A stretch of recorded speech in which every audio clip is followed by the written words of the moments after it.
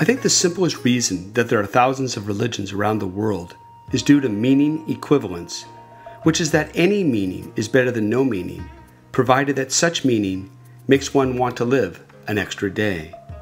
It is not really an issue of whether one particular religion is truer than another, or even that a particular religious system is simply made up, but rather that the believer finds something of value or solace in it.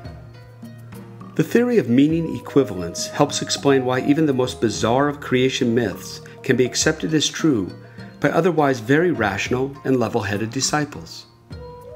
For instance, in Scientology, its founder L. Ron Hubbard has an elaborate schema which claims that Xenu was the dictator of the Galactic Confederacy, who 75 million years ago also brought billions of his people to Earth in a DC-8-like spacecraft, stacked them around volcanoes, and killed them with hydrogen bombs.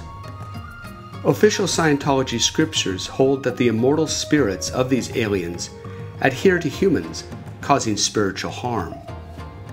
However, new creation stories are not any more bizarre than old ones.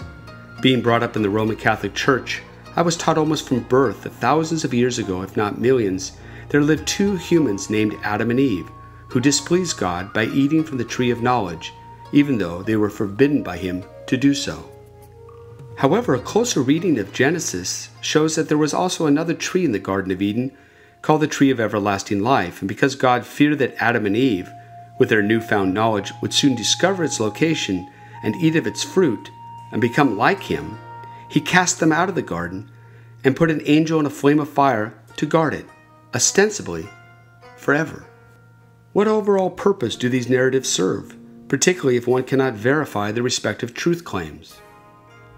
They provide an overarching narrative in which to explain why the world is so perplexing and help position one's relative place within it. These are contextual stories that ultimately give one purpose in a cosmos that seems devoid of any. The problem, though, is that reflecting before projecting, though it is a wondrous survival tool, carries an unforeseen downside. To the degree that I am freer than other animals to directionally ponder in my mind unimagined scenarios, it allows me to better adapt to unexpected future outcomes. But this same freedom also opens me up to imagine my own death and those of others that I am attached to and love. A dog doesn't appear to meditate on how distant stars will die and transform into black holes, or how universes may appear and disappear over eons of time. Yet, as humans with enlarged brains, we evolved to ponder all sorts of imponderables, and thus our Darwinian gift is also at times our Darwinian curse.